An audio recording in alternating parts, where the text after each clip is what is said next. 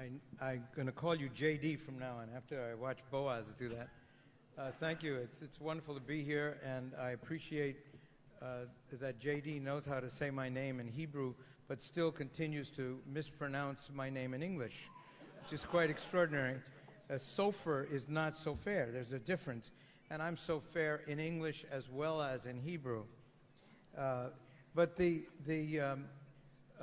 is really an honor, a privilege, and a pleasure to be back at ICT, to be talking about the issues that I work on every day in my work at the Hoover Institution. And it's especially fitting today to discuss the threat posed to international peace and security by Iran. Fitting not just because Al-Qaeda and the Iranian Revolutionary Guard Corps are the world's most aggressive supporters of terrorism, but fitting also, and more significantly, because U.S. policy regarding IRGC aggression has for 32 years been based on the same flaws that allowed Al-Qaeda to launch its attacks on the U.S. in 2001. It is this U.S. policy and the U.S.-Iran relationship that I address here today. Iran's nuclear program is indeed today's greatest security threat, and in part because Iran's nuclear weapons will be under the influence, if not control, of the IRGC and its allies. But the significance of 32 years of IRGC aggression lies not merely in the danger they pose if they gain control of nuclear weapons. It lies also in the fact that these years of continuous aggression were the product of 32 years of U.S. weakness, interspersed with episodic and amateurish diplomacy. Successful and persistent IRGC aggression is therefore not merely a reason to worry about what Iran will do with nuclear weapons. It is the very reason Iran has a nuclear weapons program, despite repeated and emphatic U.S. pronouncements that enrichment and other weapons-related activities are unacceptable. The U.S. failure to respond to IRGC surrogate and terrorist attacks, except through economic sanctions, is a root cause of the current crisis with Iran, just as the failure to respond effectively to Al-Qaeda's pre-2001 attacks ultimately enabled Al-Qaeda to murder some 3,000 people 11 years ago today. The policies that enabled Al-Qaeda to continue attacking the U.S. with virtual impunity until after 2001 are clear in retrospect. The U.S. treated Al-Qaeda as a criminal organization with headquarters at known bases in Afghanistan, where Osama bin Laden and his leadership planned attacks and trained thousands of religious zealots. The U.S. responded to the pre-2001 Al-Qaeda attacks by attempting to prevent and deter them through investigation and arrests, prosecuting and imprisoning the few Al-Qaeda terrorists we were able to capture. The U.S. used force infrequently and ineffectively, and refrained from entering Afghanistan territory to capture or kill Al-Qaeda leaders.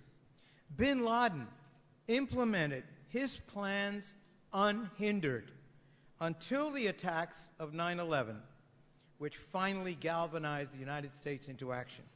Now, the exclusively law enforcement-based model for dealing with terrorists in safe havens, insofar as Al-Qaeda was concerned, found its appropriate place in the garbage heap of concepts that have enabled terrorists and their state sponsors to attack target states and peoples without confronting superior conventional forces. The UN Security Council, in fact, recognized immediately after 9/11 that the inherent right of self-defense authorized the U.S. to act, and the U.S. went to war with al-Qaeda, using targeted killing and other forms of force to attack terrorists in Afghanistan, Pakistan, Yemen, and elsewhere, sometimes without the territorial state's approval. Criminal prosecutions of al-Qaeda operatives continue where arrests are possible, but the criminal law model has given way to a mix of standards, and absolutist versions of sovereignty are being modified by states when states fail to perform universally recognized duties. The practices that enabled al-Qaeda to attack the U.S. for some 10 years have continued to be applied by the U.S. to IRGC attacks. IRGC surrogate and terrorist direct attacks on the U.S. started with the embassy and Marine barracks bombings in Lebanon in the early 1980s and have continued through its support for U.S. enemies in the wars in Iraq and Afghanistan and in the flagrant recent effort to assassinate Saudi Arabia's ambassador in Washington, D.C. With only the single significant exception of our Navy's operations in the Gulf in 1986 and 1987, the U.S. has failed to respond with even limited force to these literally dozens of attacks, which have caused the deaths of some 3,000 U.S. soldiers, along with many more non-combatants. Instead, every U.S. administration, from Reagan to Obama, has allowed a steady buildup of IRGC successes that have propelled that radical government within a government to its current high level of power and influence within Iran, and that have made the threat posed by Iran strategically significant and potentially catastrophic. So this policy of indulging IRGC aggression has helped create today's situation in which the U.S. is fixated on choosing between launching preventive attacks on Iran's program or attempting to contain a nuclear-armed Iran. Both these options have grave dangers. The need to choose between them should never have become necessary and should be deferred until it becomes unavoidable. The U.S. should meanwhile revisit its policy of dealing with IRGC aggression by adopting limited measures targeted at IRGC actions and stringent enough to deter. The U.S. should respond to IRGC aggression in the same way it did to the Soviet Union in the long bipartisan Cold War, which, combined with effective diplomacy, resulted in improved relations on numerous issues, including arms reductions, and ultimately in regime change without physical intervention. Now, in response to IRGC activities in Iraq, for example, the U.S. forces should have bombed convoys within Iran believed to be carrying, known to be carrying, arms to the Sadrs and other enemies. We should have attacked Iranian bases near the Iraqi border, used to train and supply Iraqi insurgents, and we should have applied rules of conventional military justice to Iranians who came into Iraq for the purpose of helping U.S. enemies in an armed conflict. These concepts should not surprise us. It is our failure to apply them that is shocking.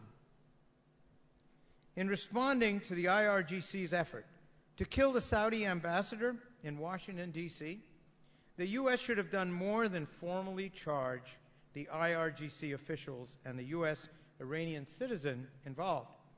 While perfectly proper, criminal prosecutions against defendants beyond U.S. control are a pathetic repeat of the policy of indicting al-Qaeda leaders, which we did with abundance before 9/11.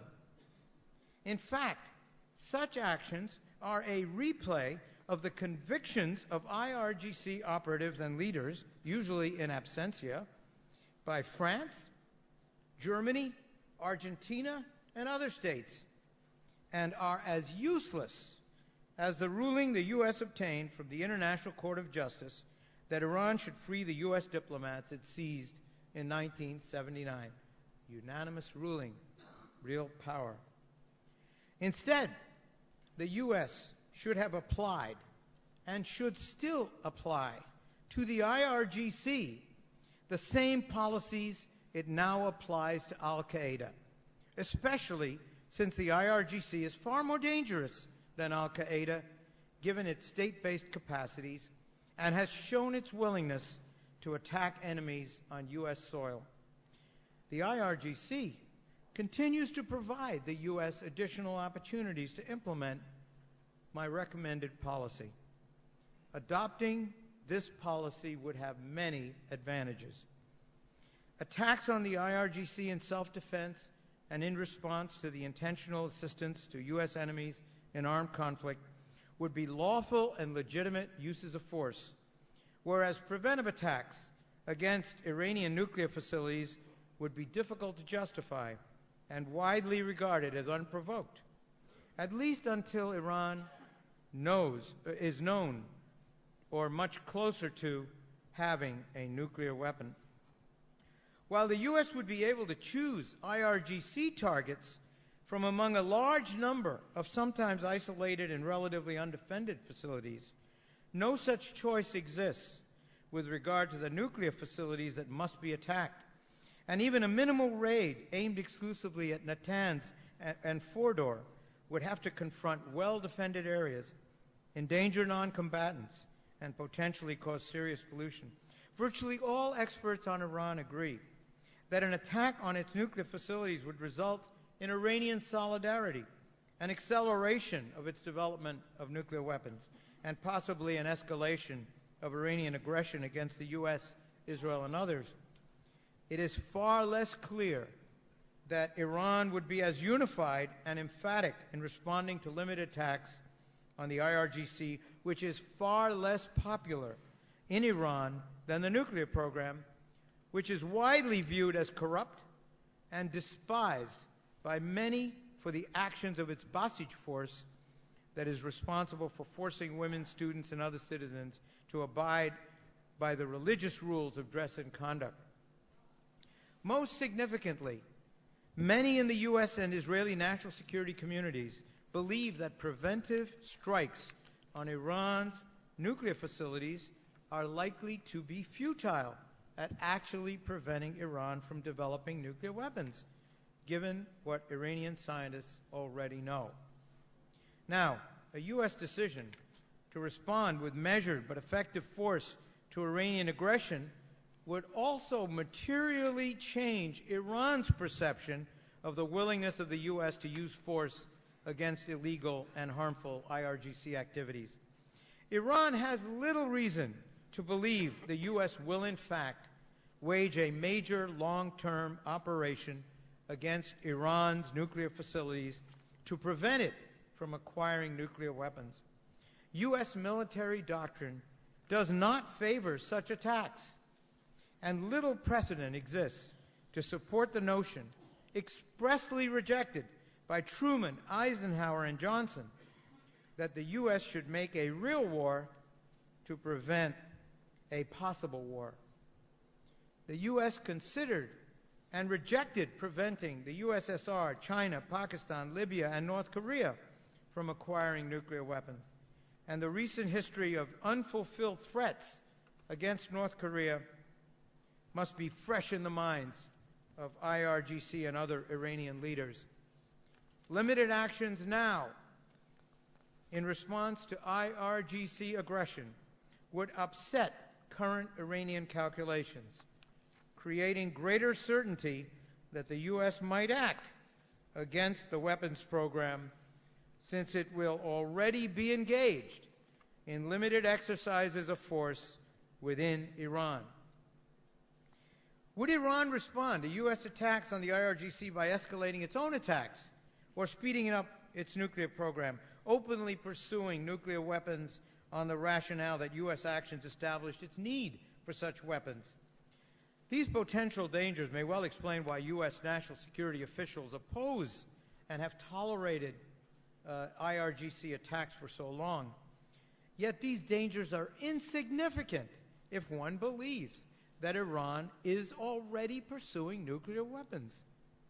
Attacking IRGC facilities and assets would undoubtedly disrupt the current scene, in that the current absence of open conflict between Iran and the U.S. would end.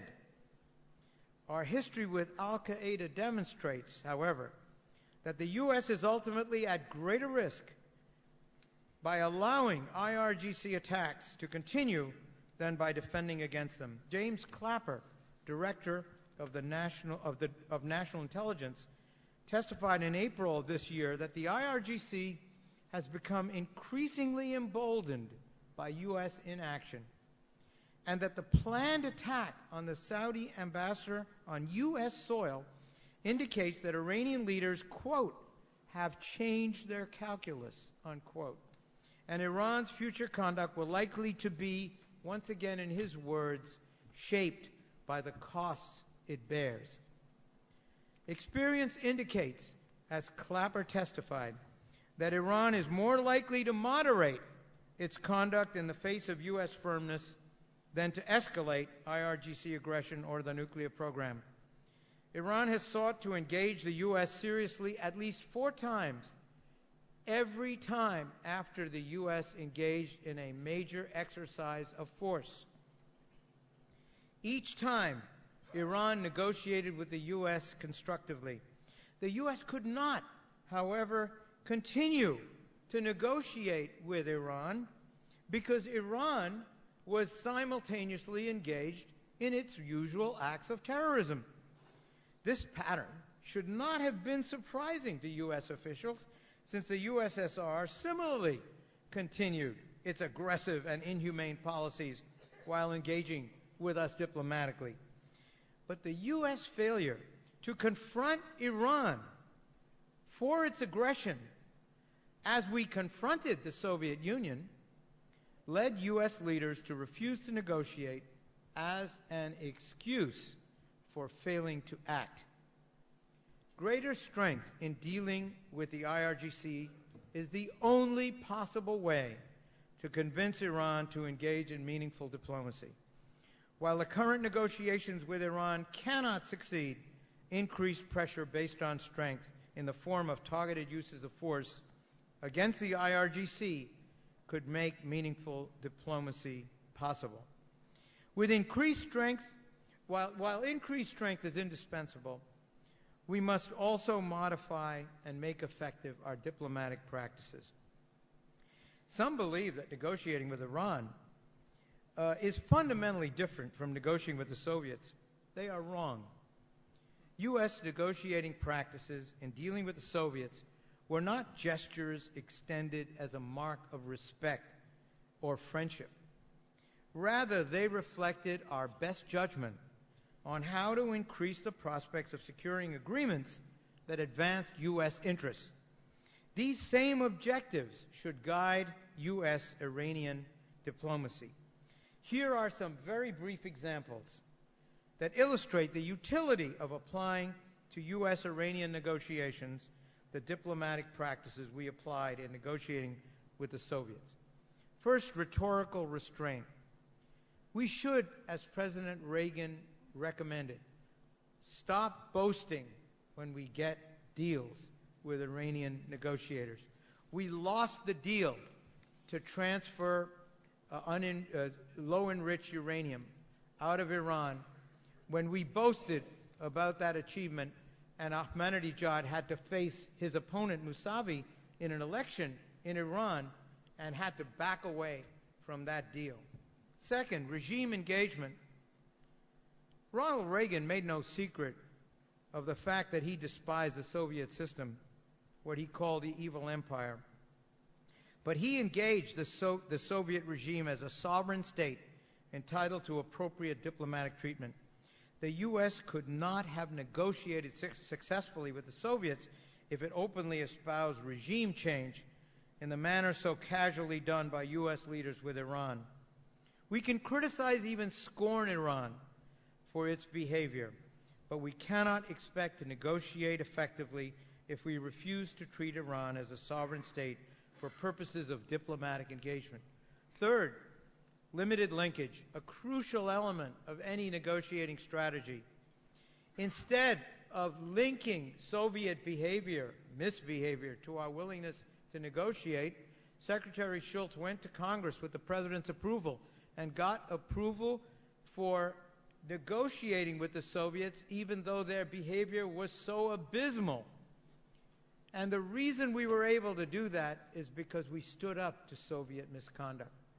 Every time the Soviets intervened somewhere, we responded in a meaningful manner. But we have not stood up to Iranian and IRGC misconduct, and consequently, we have used the refusal to negotiate as an excuse for using force, for failing to use force. A broad agenda would be my fourth point. We need a broad agenda with Iran. We need to talk about more than just the nuclear program. The talks with the Soviets were broken down into 4 buckets, including human rights, and we pursued agreements in all those areas. And the momentum of getting agreements in some of those areas helped us in establishing an ongoing decent relationship with the Soviets. We have to do the same thing with the Iranians, as little as we may like them. And finally, forum flexibility. The P5+1 forum is likely to continue to be ineffective in its present form. Meetings of the P5+1 and Iran are announced in advance, with each side promising publicly to insist upon achieving what the other side insists it will never concede. This kind of routine is clearly intended to develop the basis for increased sanctions, which is fine. The more pressure we put on Iran, the better. But that is not a forum in which we are going to solve anything diplomatically with Iran. We need to do the kinds of talks that I did with Iran for 5 years in The Hague. Secret and successful. And that the U.S. has more recently conducted concerning Afghanistan and Iraq after those interventions in non-public meetings. Now, the program I've proposed here will require a fundamental reset of U.S.-Iranian relations. A reset is necessary. The U.S. has not treated Iran seriously as a sovereign state whose excesses must actually be confronted, not merely wished away with idle threats of regime change. U.S.-Iran diplomacy must be conducted in a manner calculated to achieve the resolution of the full array of issues that exist between the two states, not merely public displays of verbal toughness and disdain, periodically interrupted by ill-considered appeals for new beginnings. The shift I propose should be familiar to anyone experienced in successful diplomacy. The U.S. knows how to stand up to a serious threat and how to negotiate effectively. Instead of resorting to tried and true methods in dealing with Iran, we have adopted practices that are hopelessly flawed. How could we possibly consider the impunity we have conferred on the IRGC, along with the crude and wildly fluctuating diplomacy we have conducted with Iran, as adequate to the complex task of convincing Iran to commit to being a non-nuclear state? We must get tougher with the IRGC and smarter with Iran. Thank you.